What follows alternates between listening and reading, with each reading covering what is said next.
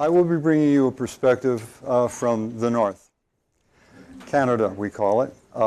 You don't often think about it, but Canada and the U.S. are very similar in a lot of ways, certainly with regard to working conditions and learning conditions.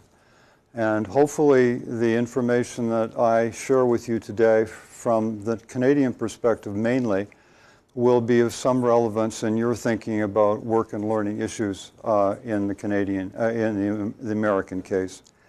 My challenge is to provide you with what I think will be a large array of useful information without drowning you or boring you. So I will ask you a few questions, and I will ask you for questions if there are any things that are particularly opaque as I go through. Matthias has advised me that we'll go for about 45 minutes or an hour of presentation, followed by a half an hour of questions, if there are questions for half an hour, I hope, so we can engage throughout this process. And there may be exchanges in the audience as well, which I would encourage as we go ahead. But let me set the context first. My thesis advisor always told me to start with social facts as a sociologist. And I've tried to do that, but with the tenor of the times, let me start with an alternate fact. This was a statement that Donald Trump made quite incessantly during the 2016 presidential campaign. He may disown it now that he's got more of a direct control over the economy, but there is a grain of truth in it. And we'll be talking about unemployment and underemployment a little later, but the grain of truth for me is in these findings, which come from Canada, a series of national surveys that were conducted between 1998 and 2016, asking people about the match between their qualifications and their job requirements. And what we found over this period is there have been trends in various measures of underemployment, overqualification, what some misguided people call over-education, toward a third or more of the Canadian labor force now being in that condition. And I dare say it's fairly similar in the United States. And there are a multitude of different measures we'll get into a little later. I'm also engaged in a number of continuing case studies linked to the national surveys. One is with engineers, and another is with nurses. And this is the only shard of wisdom that I could bring to you, or humor I could bring to you with regard to underemployment. There are grains of truth here too. The nurses that we're working with, at least a quarter of them are underemployed on a lot of measures, and also severely challenged in terms of their job control, which is a second issue we'll get to. And the third one is learning practices. So let me just, this is a theoretical backdrop which I may come back to later. But let me start with the basic notion of the knowledge economy, which you've all heard about in some fashion. You all may be told that you're part of it, that we have an increasingly knowledgeable workforce, and that the challenge is to ensure that you get proper education for the jobs that are available. So you have to keep engaging in more formal education, and then find a job. But on the other hand, we have a knowledge society in which a vast array of learning activities have been engaged in by people of my generation, virtually everybody past that point, and I'll document the extent of that activity in a moment. But effectively, we have a contrast and a conflict and a contradiction between the emergent knowledge economy, which is demanding more and more people get more and more knowledge to qualify for it to enter jobs, and the extent to which people are already engaged in a vast array of learning activities, formal and informal. So the contrast is there, and we'll come back to this as we go ahead, between the knowledge society, which is all around us already, and the knowledge economy, which is erstwhile begging to be born, but is still struggling against a number of constraints that we'll look at as we go ahead. Essentially, this contradiction or conflict can be seen in terms of the growth of the internet on the one hand, and the increasing concentration and centralization of transnational corporate control of the world economy on the other. And this slide needs to be brought up to date. It's up to 2013, by which point there were 3 billion people who were on the internet. Can anybody guess what the fact or what the statistic on that would be today? End of 2017, I can give you that data. It was 3 billion in 2013. What would you think it would be today? 4.5. Sorry? 4.5. You're a little high. It's over 4 billion. And that's a 35% increase in 4 years. This is one of the most explosive phenomena we've ever experienced in the history of the world. Pervasive very quickly. On the other hand, the concentration of corporations controlling the basic assets of the world economy has also increased very substantially. These figures in 2011, which is the first time that that kind of concentration tracing has occurred, there are 25 corporations that control over 50% of the world gross domestic product. And most of them are financial corporations. Can anybody tell me the most powerful transnational corporation in the world in terms of asset control? I'll just give you a hint, it's not American. Barclays Bank, 3%. And the infiltration of this control structure is so extensive, it boggles imagination. But I'll just leave you with those two facts about the explosion of the internet and the increasing concentration of economic corporate control. So let me start with just a general framework here. The work that we've done in this research project, or series of research networks really, has been based on a very inclusive conception of work and learning. And this is an indication of the expansiveness. There are a number of projects that are engaged in most of these aspects of work and learning, but we look at paid work and unpaid work, including housework, which is a major form of unpaid work that virtually everybody does, but most of it's done by women still, and volunteer work, which also is imperative to keep our communities running, but most people discount it. So the studies in this network have looked at the relationship between unpaid work, housework, and learning. My colleague Margaret Eichler has done some of the first studies in the world that have actually looked at the extent to which people are engaged in informal learning to actually accomplish housework, homework, domestic care, which is in some ways the most sensitive and difficult work we do, but totally discounted by most people still today. And volunteer work similar. My colleague Daniel Sugarensky has done case studies on that in some depth. And on the other hand, there are two distinctive types of general learning, the first of which is formal, the formal schooling that we all know and love and are engaged in many of here today. Further education, which people do on a more voluntary basis after they finish mostly their initial schooling. And finally, informal learning, which most of us do all the time.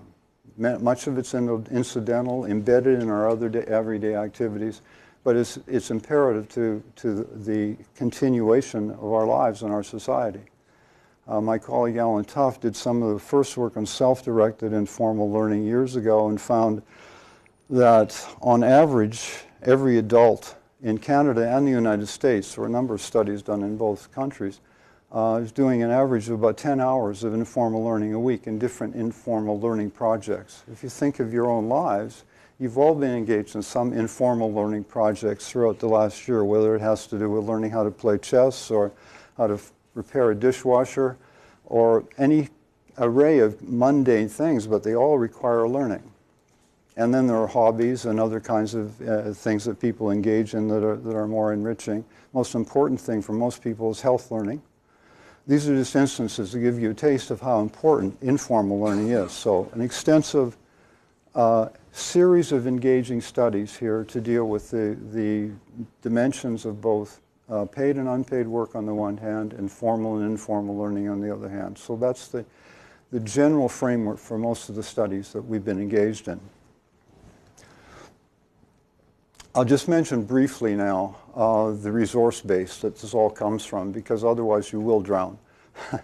Wallnetwork.ca. Somebody during this session will hopefully be able to see whether they can pull it up on their smartphone. If you can't, please let me know later. There's a second network as well, CLUSEW, C-L-S-E-W, the Center for Learning, Social Economy, and Work. And that's where the 2016 material is available and will increasingly be available. So I encourage any of you who have an interest after the session to explore the Wall Network website. And if anybody has any difficulty navigating, please let me know.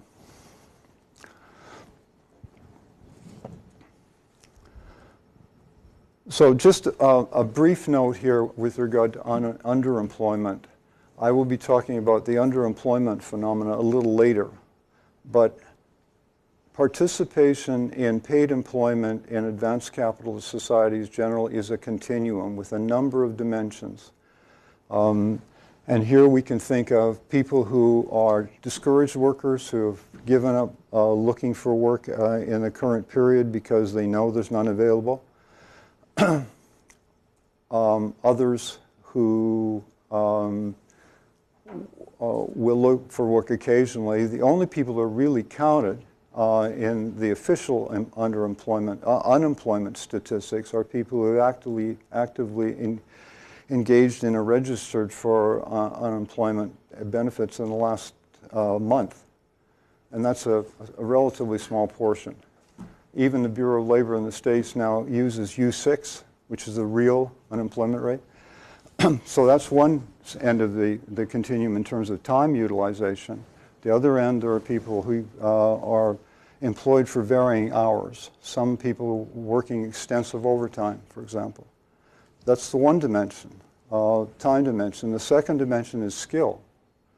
And there are many people, and we'll talk about this more fully in a moment, whose skills are underutilized in a variety of ways. I'll look at the credential gap, the performance gap, and the knowledge gap in particular, and subjective underemployment, that people feel they're underemployed. But these dimensions all intermingle, and they're all part of the reality of participation in paid employment, or diminishing and even non-existent participation, even though people want to work. And there are a lot of people who are disqualified, ineligible to work, students, some homemakers, other informal caregivers, and retired people who continue to want to work, who can't get onto the roster, so to speak.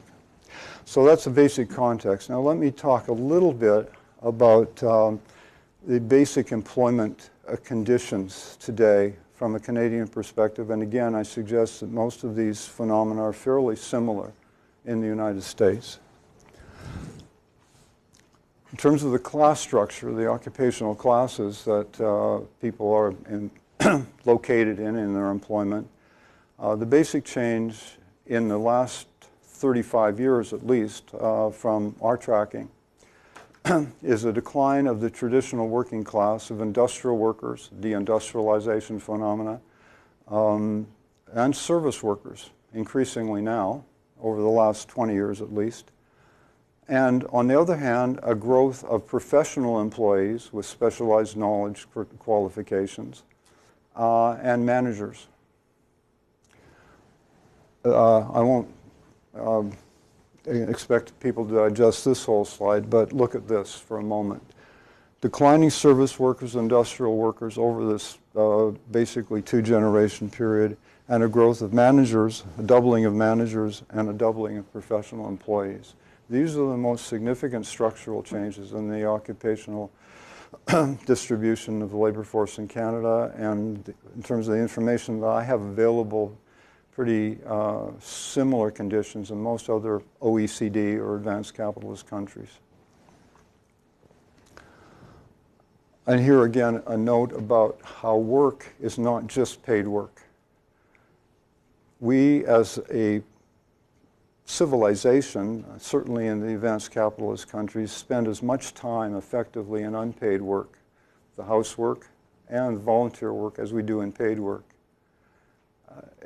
Most people stand back when you say that, and they have to digest it, but because you're never told this, we're incessantly told about employment and the importance of employment features and engaging in all of the activities we can around employment. But the unpaid work that we do is at least as important to sustaining us and maintaining our societies.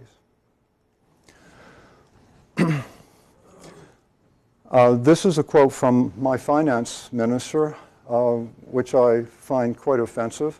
I won't go into much detail, but he's suggesting the inevitability of a job-churning, precarious employment situation. And you hear this every day, that people have to become prepared to tolerate short-term, temporary jobs, to be very flexible, to move wherever you can, because that's the way of the world that's going to happen.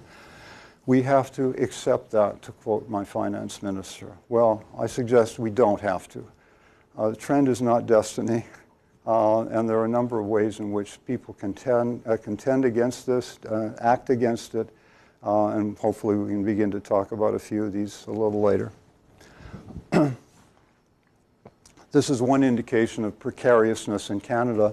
About a third of the labor force is now temporary or seasonal, part-time, or self-employed. I hasten to add that some self-employed people are not very precarious, but it's a very small fraction. These are the people who are small employers, some are large employers, and some self-employed people. Some self-employed professionals are doing very well, thank you very much, and they're in that mix too, so you have to subtract them. In addition, corporate capitalists, who are 0.001% of the population, but statistically they don't matter here. Everywhere else they do. And job churning. These are just some indications of what's happened in terms of the organizational context of workers in Canada over the last 15 years. If you ask what changes they've experienced in the last 5 years of their work lives. Reductions in the number of employees and the number of work sites, downsizing in many places. Much multi-skilling, people taking on a more wide array of tasks. And part-time temporary work has certainly increased recently. Reduction of managers, supervisors, that may be illusory because overall we've had an expansion of the managerial structure, a great increase in the managerial hierarchy of people who are doing surveillance and accountability, back office kind of work. This is maybe the most significant change in the labor force in the last 40 years. I don't know how many people have smartphones here today. Don't show your hands, please. This is really a remarkable change. In 1989, less than 40% of workers in Canada had a computer use at all. And today it's virtually everybody. And the vast majority of workers are using them in relationship to their paid employment. That's a fundamental contextual change in terms of the labor processes that we engage in and the extent to which we're involved in computerization, automation of various sorts. So people are increasingly playing a mediating, maintaining role vis-a-vis smart machines as opposed to the manual functions that we used to be engaged in. And in that sense, the knowledge work claim has some validity to it. So job control. There are two dimensions of job control I want to talk about here. The first of which is the extent to which you can plan or design your own job. And there has been some increase in this general phenomena over this period, and I submit to you that it's probably closely related for those who are employed to the changing computerization, automation process that people are engaged in. More and more people are expected to mediate with their minds some set of activities that are increasingly being operated through a machine of some sort. And so the manual function is diminishing for many jobs in many sectors. And so overall, we see this increase from over 40% to closer to 60% over this period, most of it coming in the last decades of the 20th century. But if we look at what's happening in particular occupational groups, it's a different story. Professional employees, the so-called knowledge workers of the new economy, are actually diminishing their sense of control in this period. Why would that be? Well, they're a growing group. They're increasingly involved in collective cooperative activities in their work processes rather than individual expertise.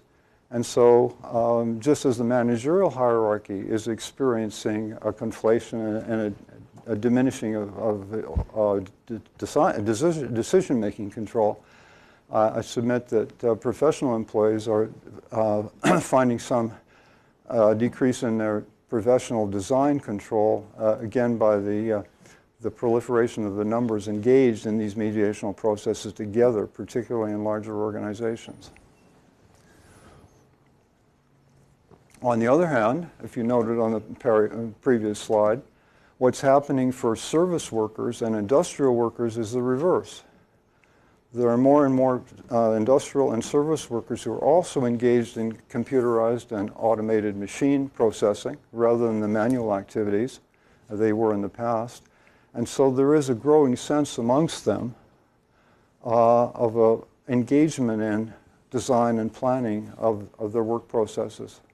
This is an incremental sense of increase, so that what we find in fact now is a commonality, a similarity between industrial and service workers on the one hand in their jobs and professional employees on the other, in terms of the extent to which they sense they have planning and design control of the work that they do.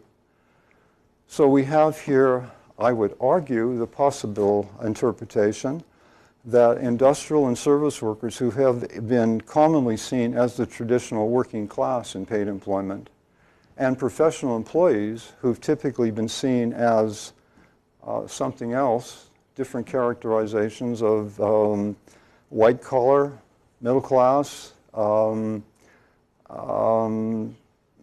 various advocates of knowledge economies have called them symbolic analysts, Robert Reich, for example, and a variety of other names to distinguish them from the traditional working class. I argue that they're less and less distinguishable from the working class, and most of us who are professional employees are increasingly sharing the kinds of working conditions that traditional working class people have had and do have.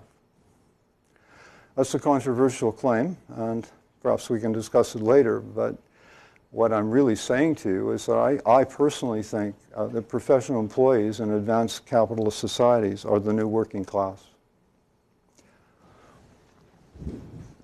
Now, who decides what is done within the workplace? Who makes decisions?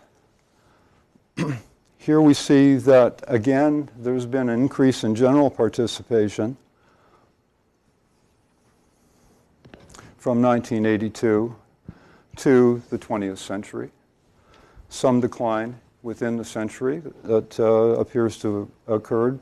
But if you look at the red bars, the extent to which hired non-managerial workers in particular have participated in decision-making has remained relatively low. And I'll break that down in a second. But the rhetoric of participation, which is the blue bar, pales by the actuality of who makes decisions, who actually has a direct role in making decisions either individually or collectively in workplaces, which is considerably less portion of people. My graduate assistant was a little ambitious with this slide, so I won't ask you to go into the entrails, but I will ask you to just look at a few of these. Professional employees from 1982, 45% participated in organizational decision-making, 32% in 2016. About the same proportion felt that they did engage in decision-making in both of those years, but a decline again in the sense of actual participation in meaningful organizational decisions about personnel, staffing, hiring, policy, etc. On the other hand, again, we see industrial and service workers increasing somewhat, so that their sense of organizational decision-making, engagement, and even deciding has become quite similar to professional employees. And there again, I make the new working class argument. Now we get to the prelude to learning. This is an indication of the extent to which the Canadian labor force has been required for entry into its job to have a particular kind of educational attainment. And what we can see is a fairly precipitous drop in the high school dropouts, increasingly in recent years, decreasing proportion who only have a high school diploma, and increasing numbers with college certificates, and more increasing and continuing to increase even to the present of university degrees.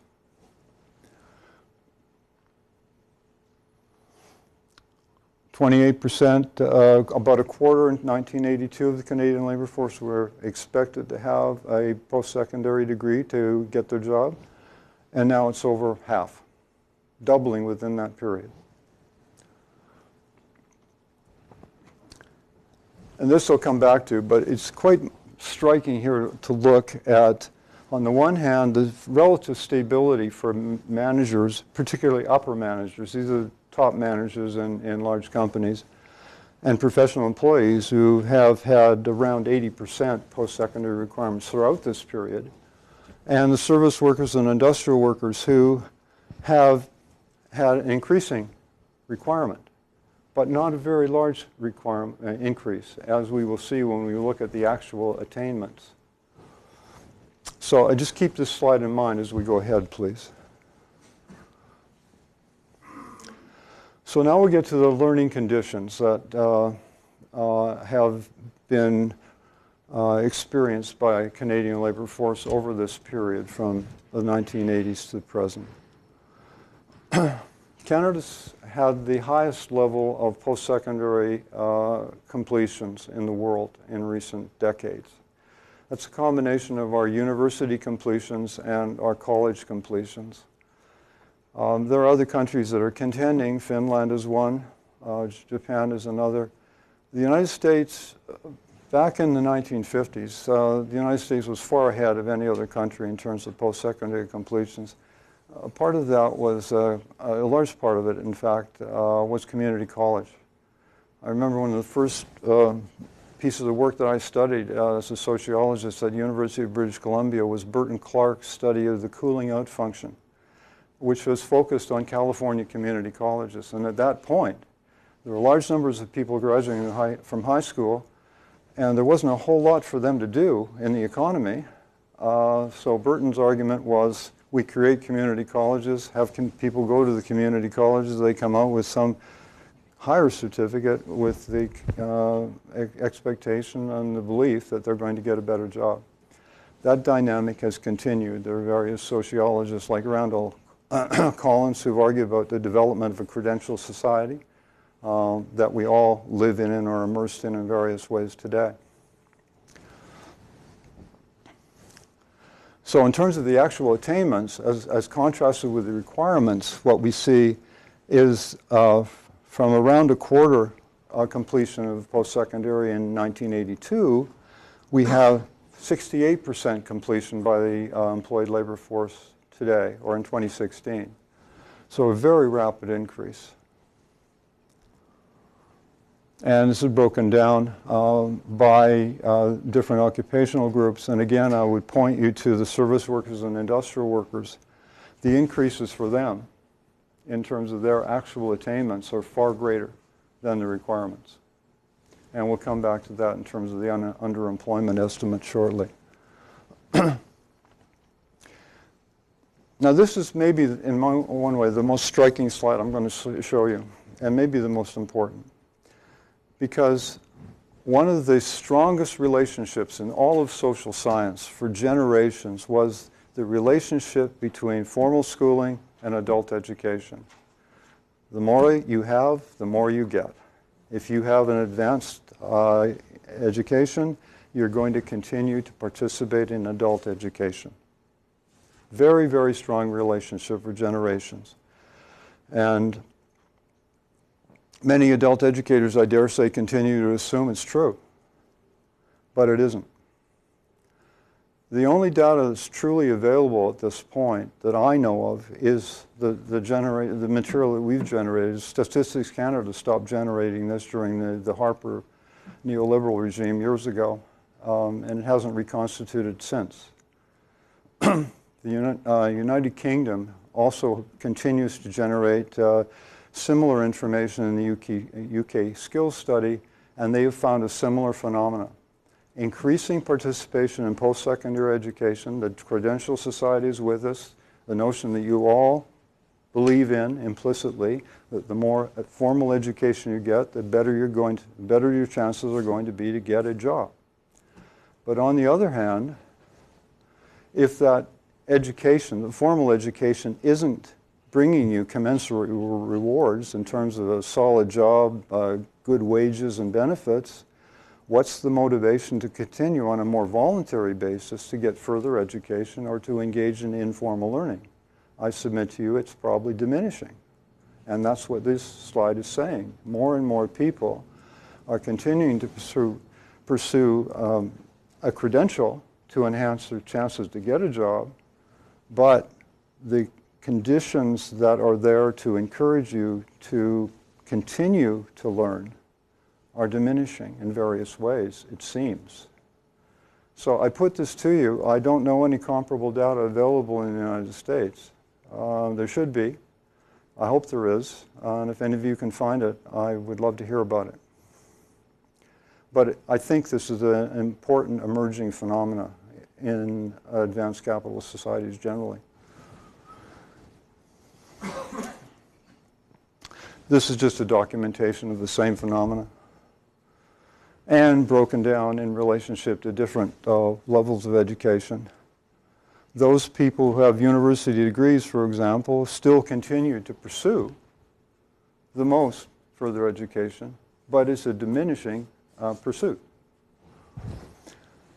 I think even more striking in some ways is the diminishing engagement in elements of informal learning. What our findings suggest is that, in the first place, informal learning is the iceberg of adult learning. It's the learning we all do, either intentionally or unintentionally, to really support our lives. The engagement in gaining more information to cope with our environments is essential to Homo sapiens. But what this says is that more and more people are engaging less and less in intentional informal learning related to jobs. If that's true, and I'm not claiming it's absolutely true, these are just preliminary findings. If it is, it's a devastating piece of information in relationship to our capacity to cope with our environment. And this is just a breakdown of particular kinds of informal learning tasks related to jobs. And in all dimensions here, we find people are spending less time in all of these pursuits that are rather important to continuing to be able to do decent jobs. Another solid relationship of the past is the older you get, the less you engage in further education. Most further education, the adult continuing education courses we take at the local school or wherever else, is related to jobs. Has been instrumentally related to jobs. Either as a requirement to upgrade or some kind of enrichment, people have continually engaged in informal or in further education. This doesn't seem to be so true today. On the one hand, there is an importance, because we have such a highly qualified labor force, there's more motivation for people generally to participate in further education, and it isn't dropping off as you get older. So the phenomena that I've just mentioned before, the diminishing participation, is a general phenomena, but it's not applying particularly to older people. Older people are just as motivated now as younger people to engage in further education. It's just the general incentive with regard to your employment conditions is diminishing for virtually everybody. So now we get to the big story on underemployment. So let me go back again to underline the continuum here of engagement in, paid employment, and argue that it has both a time and a skill dimension, that the time dimension is a very important one, obviously, that more and more people are only able to get involuntary part-time work even though they want to work full-time. So that's a major inhibition on the utilization of people's capacities, even if they are, quote, employed. And this is beyond all the people who can't get into jobs. But what we'll focus on now is the skill utilization issue. And look at a few of these aspects in a little more detail.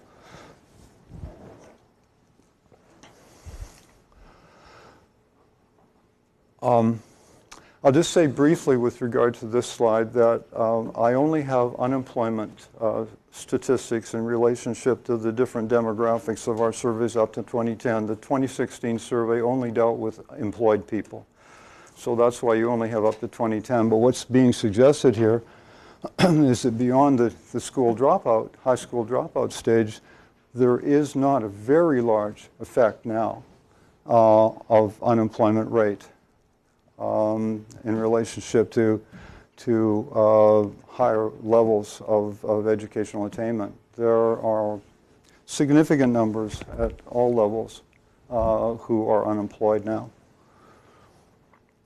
It's even more so with regard to beyond the green bar with regard to part-time and seasonal work. There are large numbers of people who have part-time employment now with all levels of of educational qualification.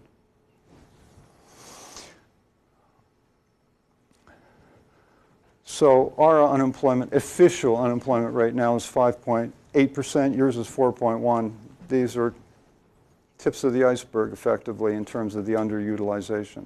So I just encourage you not to put a lot of truck in official unemployment statistics because it tells a very small part of the real story of underutilization of employment skills today.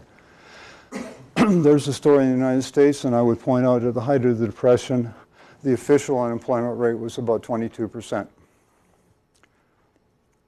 Official.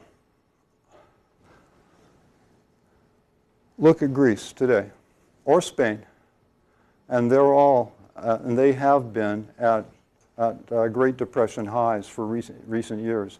These are economies that are in desperate straits at this point.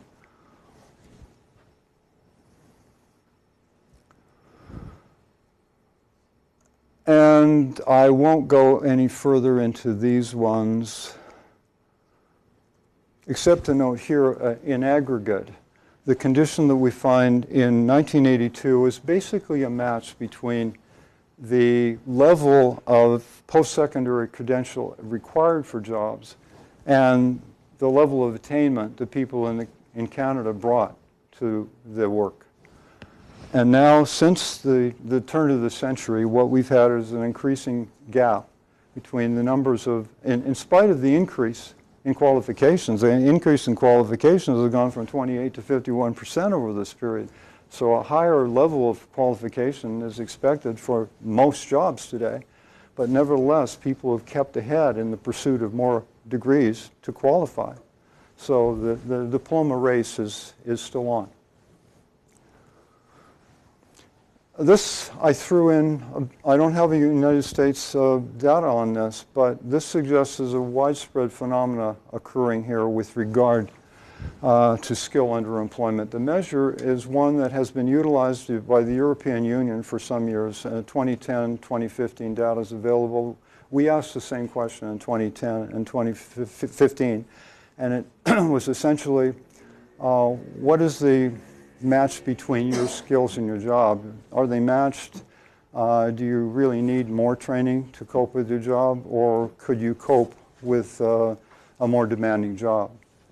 And this is the proportion that would cope with a more demanding job. And it's quite extraordinary if you look at what's happening in the OECD countries. I just picked a number here, but virtually all of them have had a substantial, very substantial increase within this period of 5 years in the numbers who could cope with more demanding jobs. It's a subjective measure of underemployment, but I think it's a very powerful indicator of the extent to which this phenomena has grown, has increased on a global basis. More and more people are bringing more and more competent skill bases to their jobs and not being able to realize those skills in a commensurate way. That's just a breakdown. So in summary, as I showed you in my second slide after Mr. Trump's remarks, the extent of sense of underemployment in the Canadian labor force at this point is substantial, is increasing. Over a third of the Canadian employed labor force has a clear sense that they are underemployed in the jobs that they have today. Credential underemployment has increased substantially, as indicated, particularly for industrial workers and service workers, but also increasingly professional employees. So you've had almost a doubling for professional employees in this time, so around a quarter of professional employees generally, and nurses in particular, and many other specific professions, have an increasing tendency toward underemployment. So there are more and more people, in professional employees, who are underemployed in their jobs, and I dare say there are growing numbers of qualified reserve laborers who are similarly underqualified.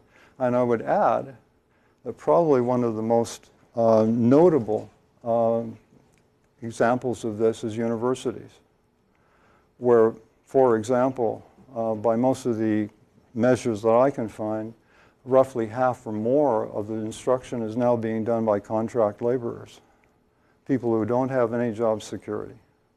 They may be renewed on a 4-month basis or an annual basis, but that's who's teaching most of the courses. And I suspect that most, I don't know, but I suspect that many of the undergraduate students at this university are probably being taught by contract laborers. This is just an indication of some of the other demographics that are involved in underemployment. As I mentioned before, by age group, aside from those who are just entering the labor market after their formal education, it's roughly similar now throughout the lifespan until you retire. The race difference is a very gross one. And I would say that in Canada, and undoubtedly much more so in the United States, Afro-Americans are much more underemployed. I have limited data on that, but there are some studies that we've done that certainly corroborate the systemic biases that are involved there in employment and discriminatory job practices. Immigration status is fairly pronounced. Canada has been distinctive in creaming off skilled immigrants from the rest of the world. I say this with some historical irony because the United States was basically the place of destination for many people who immigrated from Europe in earlier generations to Canada. It was a demographic way station on their way to the United States, they hoped. And we had massive demographic turnovers in the early part of the 20th century, for example. So it's somewhat ironic that Canada now leads the world in attracting skilled immigrants from the rest of the world. And in fact, that's now a significant factor in our high level of educational qualification. We've certainly got an educational system which has been accessible to large numbers of native-born, but we've also attracted a large number of highly educated immigrant laborers from abroad, which has helped to jack up the level. With regard to sex, I hesitate to show you this, but with regard to the measures that we have here, there isn't a significant difference between men and women. This is a gross measure. There are all sorts of discriminatory elements that are involved. I've documented this with regard to managerial promotions, for example, the glass ceilings that are involved for women. So take that with a grain of salt, but on this particular measure, there is not a major difference between men and women in Canada, according to our data. Now, one other thing I want to mention here in terms of my findings is the fact of job experience in relationship to qualification. And what we find here, the top figure is 2016, the bottom figure is 2010. So over that 6-year period, we find that professional employees, in general, as you spend time in a job, as long as you're able to sustain that position, you will become more comfortable in the job. We've done a number of case studies that show how people will micro-design their jobs to make them more compatible with their skills.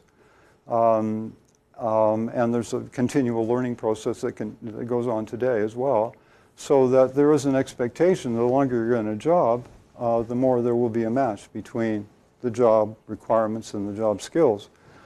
But you'll see that that match is less and less. There's more and more sustained underemployment is occurring for professional employees, and much more so for industrial and service workers who continue to bring much more in the way of qualifications to the jobs than the jobs are able to, even with adjustments and micro design activities, to close the gap. And the knowledge gap, how are we doing? 10 more minutes. Till an hour? Yes. Okay. All right. So this is another indication of the underutilization of skill. The majority, 60% of Canadian employed labor force feels that they have a greater amount of knowledge, of know-how, than they're able to use in their jobs. That's consistent between each of the last two surveys. And computer skills, the same story. There's a notion abroad that with computerization and with increasing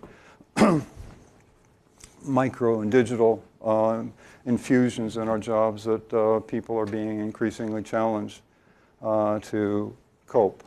That's not the reality, at least in my country. There are more and more people with computer skills for any set of requisite requirements than are required. And so over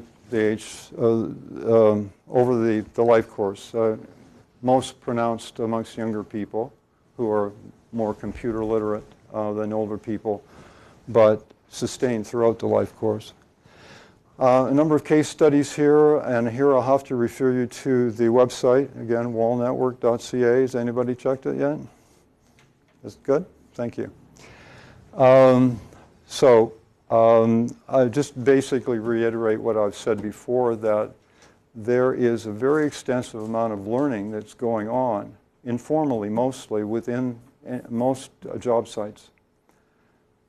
The fact that we find this declining in voluntary activity for further education and continuing informal job-related learning is troubling in relationship to that, because the constraints on engaging and utilizing your knowledge are real, and they continue to be enforced on many people in many different ways.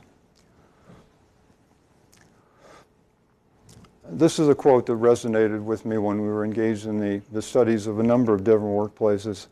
it was expressed in different ways by a lot of different people in terms of the incapacity of management to recognize and use and benefit from the skills of workers, even though they really wanted to use them. If they're not being recognized and not being rewarded, it's an extremely frustrating condition in many workplaces. And that applies to industrial workers, service workers, and professional employees, I dare say. So with regard to alternatives, I think I'll end with this, and hopefully we can engage in some discussion around alternatives in the discussion period.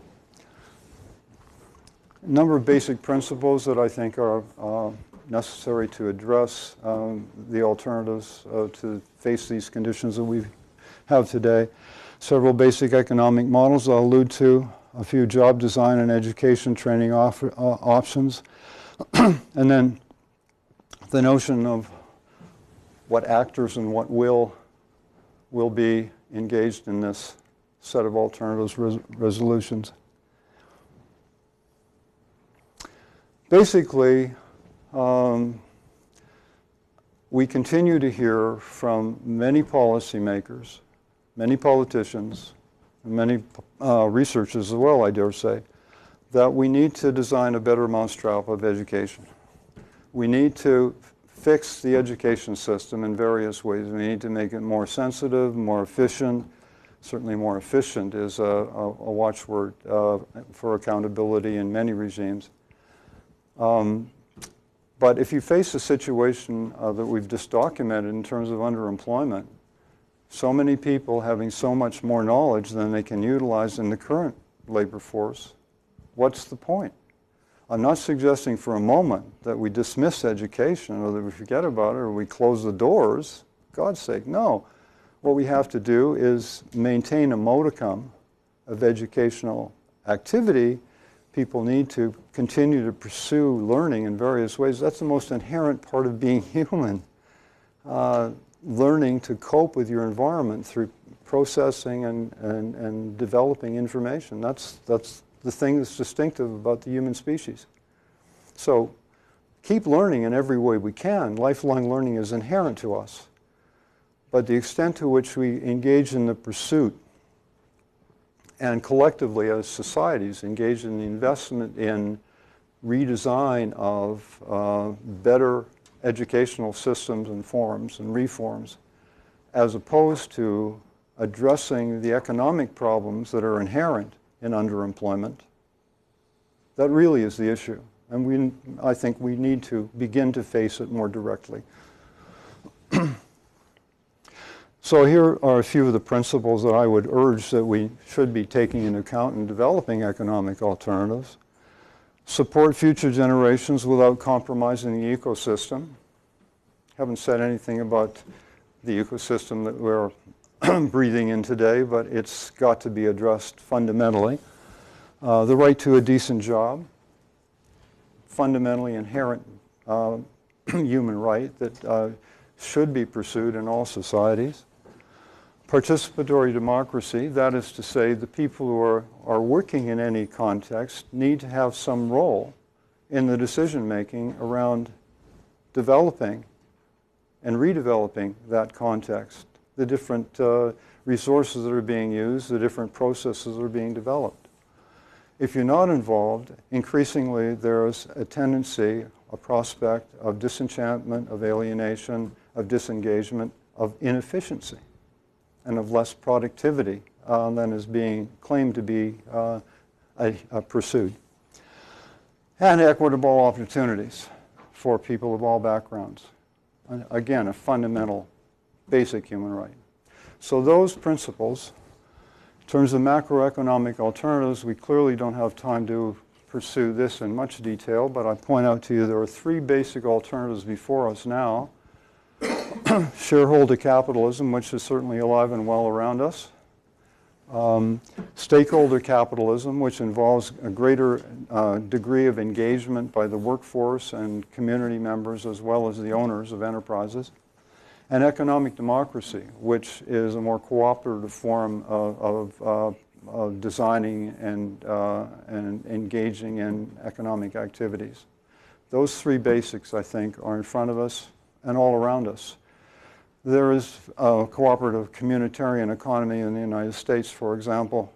There are people who've documented that, but again, it's fairly invisible. Not as invisible as housework in terms of the assessment of work, but in terms of economic alternatives, again, you have credit unions and various co-ops that some of you may be familiar with, but they are a significant part of the economy, and they're again denigrated and devalued in various ways.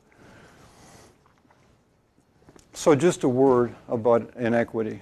The bottom line in this slide takes my breath away, really, but these are actual figures from the OECD. The bottom 60% of the American population has 2% of the wealth. That is a grotesque figure, ladies and gentlemen. It's bad in Canada. Again, keep in mind that parenthetic figure is 60% of the population, and the first one is 1%. So these are extreme inequities in advanced societies which claim equitable principles, equality of opportunity, equality of condition, etc. And we're nowhere remotely close to even beginning to think about those distributions. So those are some of the realities that we face. And in conclusion, I would just say that we have to move to higher minimum wage and living wage provisions as two immediately feasible policy initiatives that people can be engaged in wherever they happen to live and work. And enable organizing efforts among workers and communities to negotiate decent working conditions, job upgrading and transitions. And again, wherever you are, you can engage in activities with other organizations and groups, whether they're trade unions or social movement organizations, to move in the direction of these objectives. More specifically, some job design and training options, and I won't go into these in detail now. We hopefully can come back to them. I'll just lay them on you here. Paid work redistribution, democratized design, flex time scheduling, and socially useful green paid work. And education and training objectives should not be ignored. And some of the most immediately feasible are prior learning assessment and recognition, so that people who have engaged in different kinds of informal learning can have that recognized, certified, rewarded in the job market. That wouldn't resolve the problem. In fact, it would exacerbate the underemployment. But it's a direction we have to go to recognize the arrays of skills that people are bringing to the labor force, I think. And finally, senior workers, people who are older, who want to retire but aren't in a hurry to go out the door, could be mentors to a much greater extent to the younger people who can't get in the door. And if we don't do that, more of that phased retirement coupled with mentoring in many sectors, we cut off part of the informal learning process that is inherent in the reproduction of paid employment, because job training, 60 or 70% of it, in terms of what we can register, is done by mentoring. Older, more experienced workers training younger workers.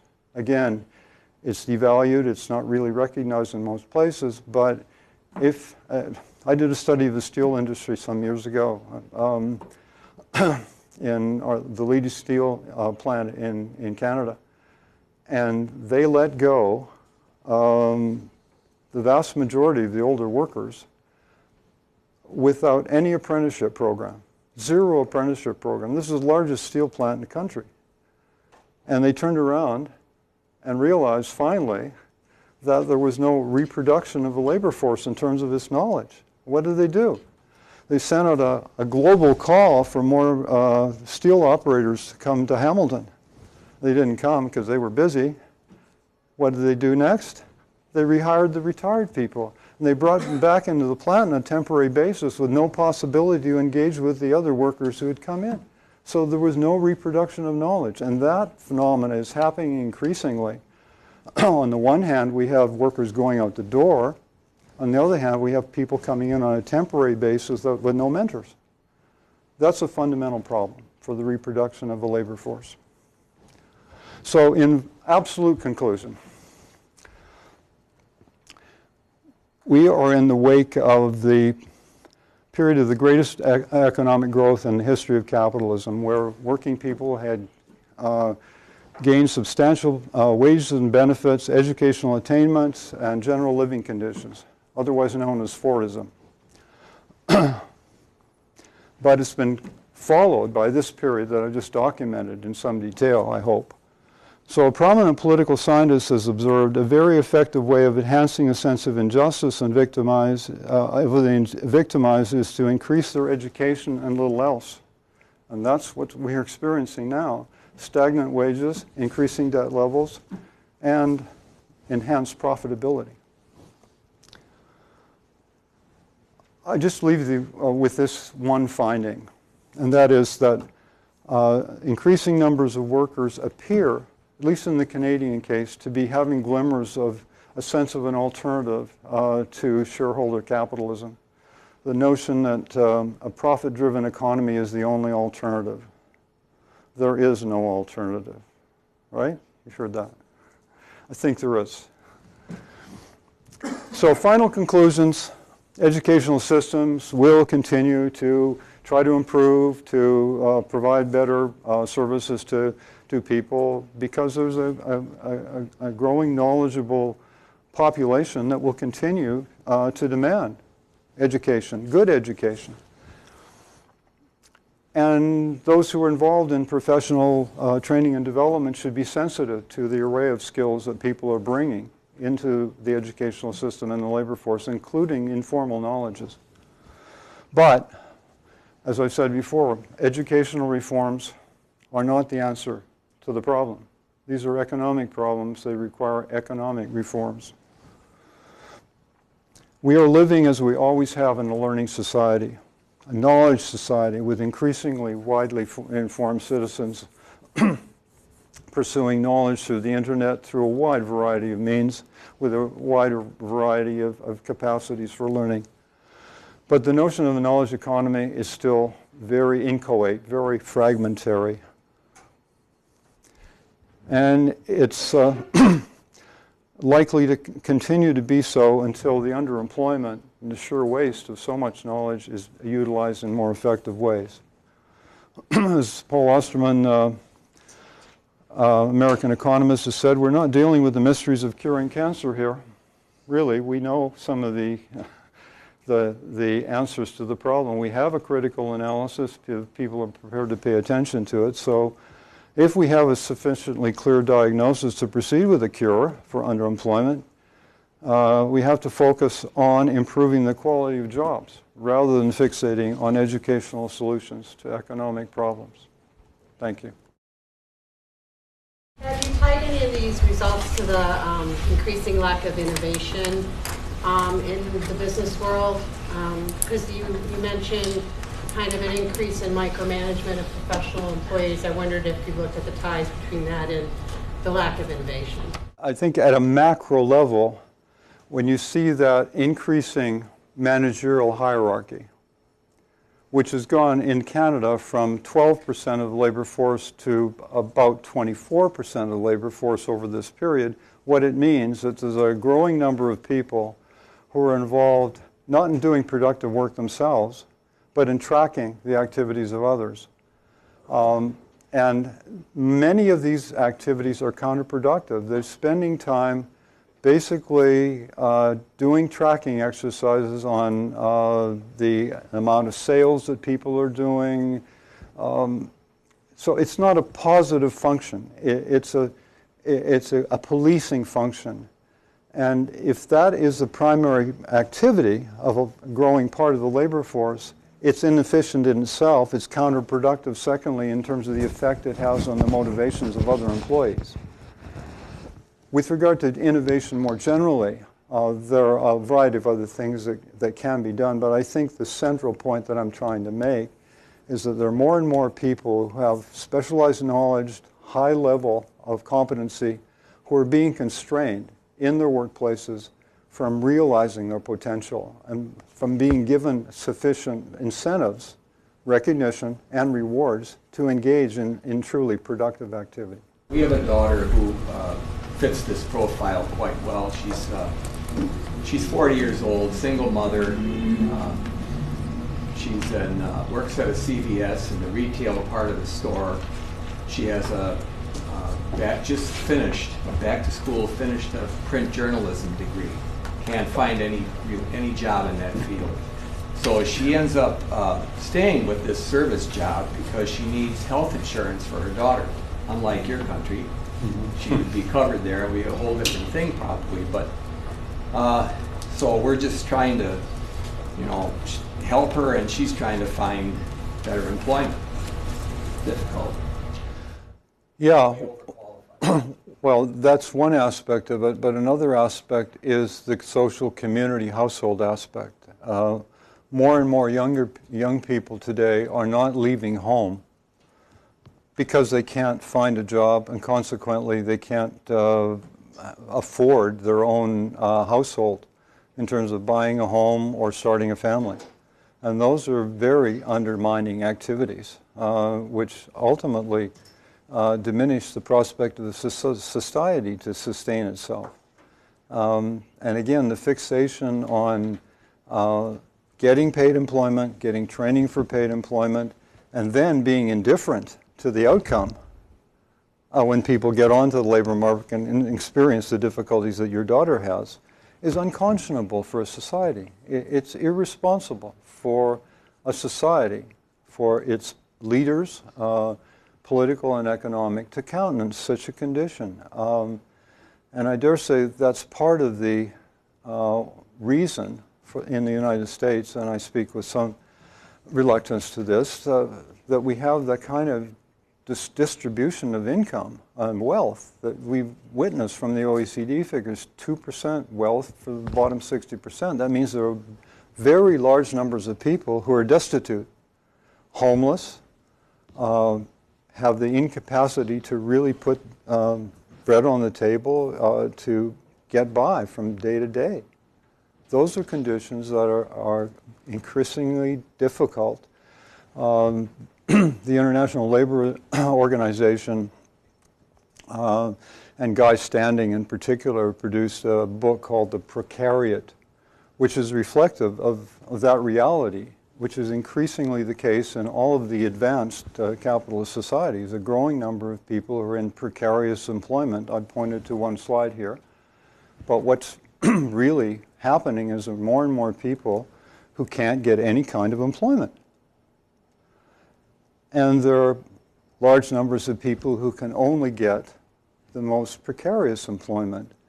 And then there are people who can get some kind of employment that they're overqualified for.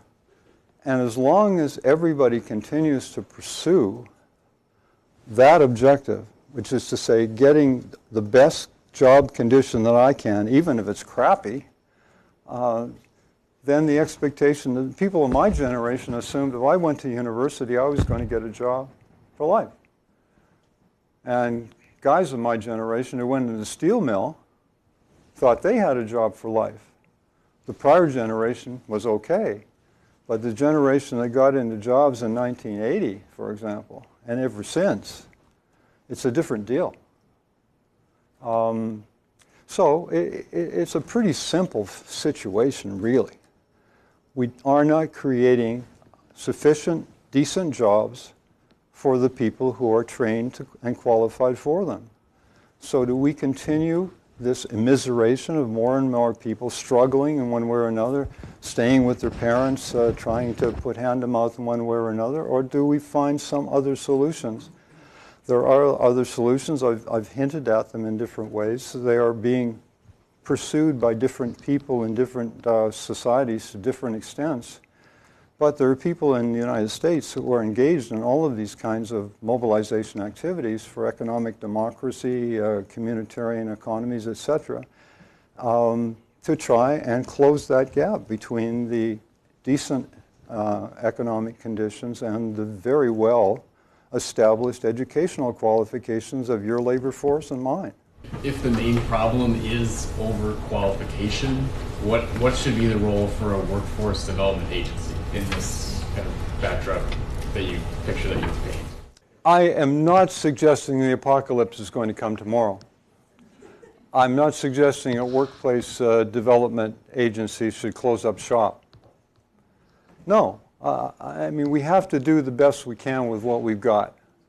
And the instruments and the agencies that are there for educational development and for economic reform have to engage in doing what they can effectively. I would say that it's my impression, at least in my country, that most of the workforce development agencies are essentially illiterate with regard to the economic conditions. Guidance counselors in high school, I mean, I love them, really.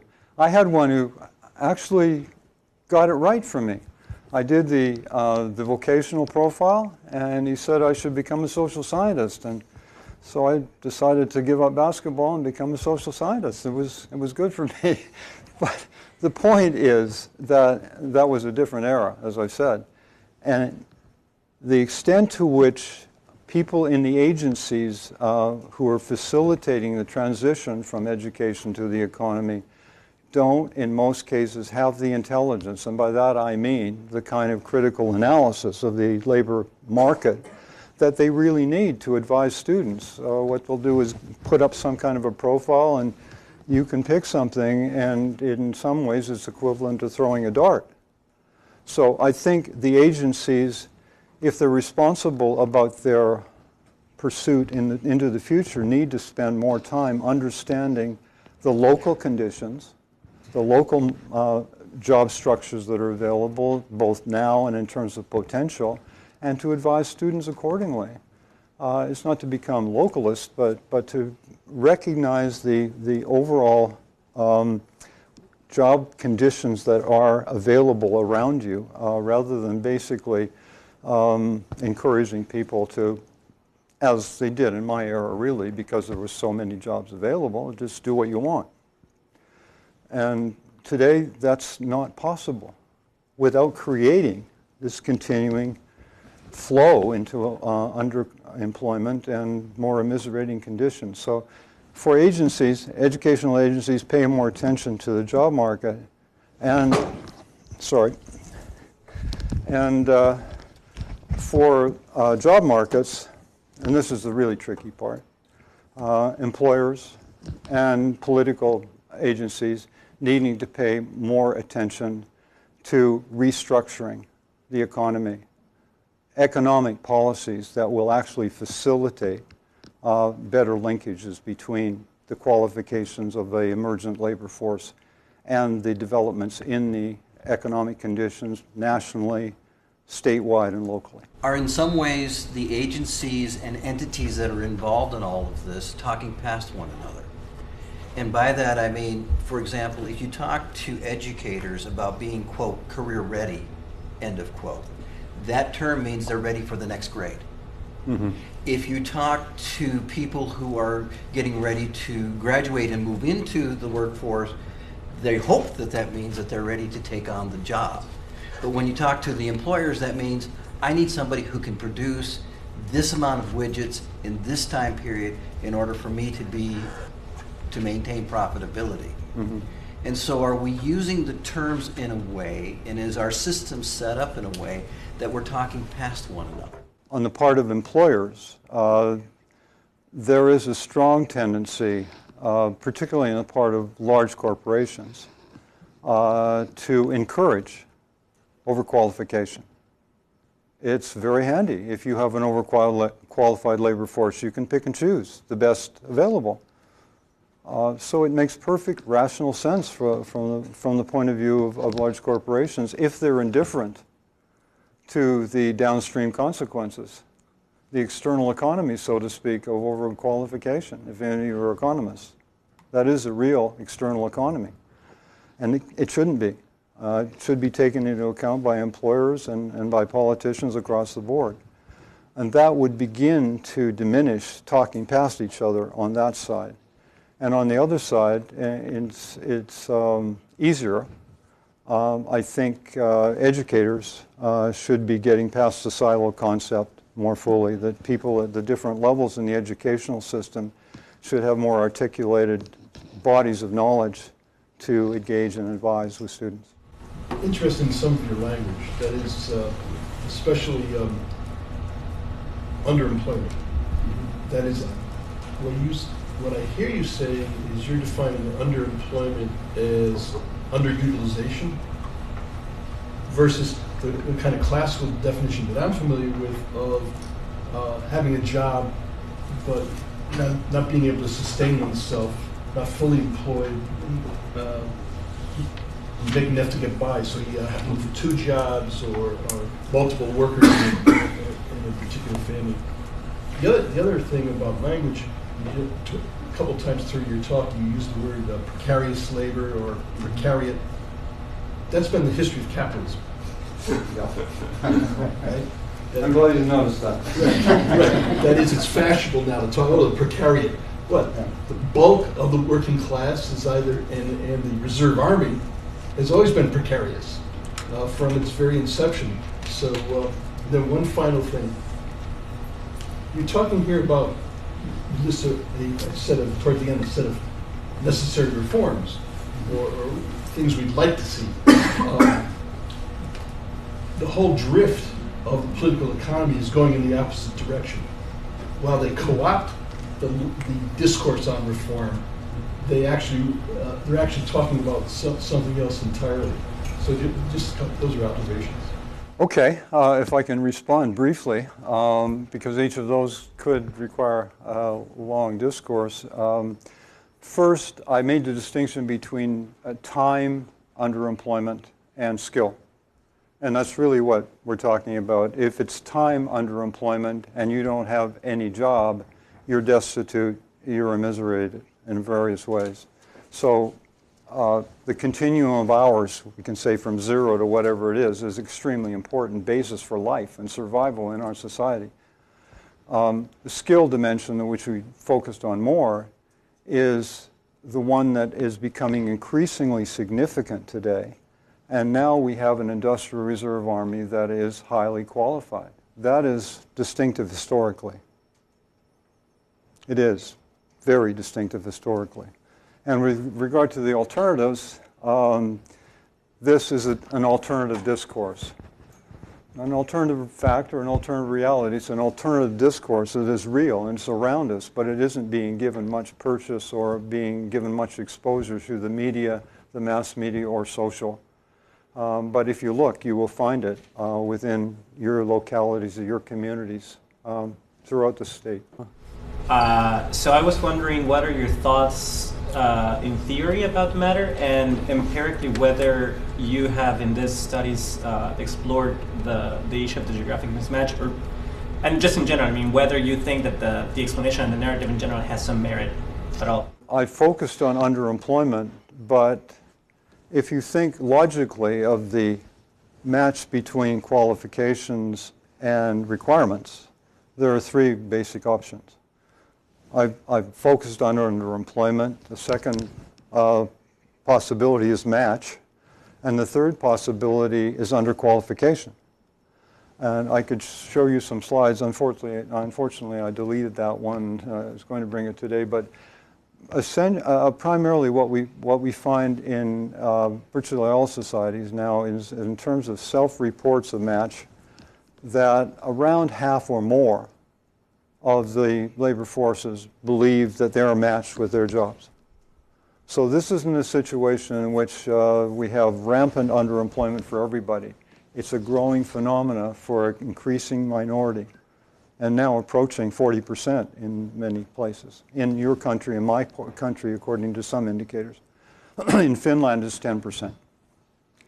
But a match for most, and a smaller proportion who feel that they're underqualified for the jobs that they have been able to get. These are mostly older people who've come into jobs and have had the credentials rise amongst them. So it would be illogical otherwise. Otherwise they wouldn't be in the job in many cases. But the credential is increased They have learned the job. They're able to do it very well with their experience, but they're underqualified in terms of that formality. So I'm not trying to short circuit the logic of matching. I'm trying to focus on the one dimension of it which is growing.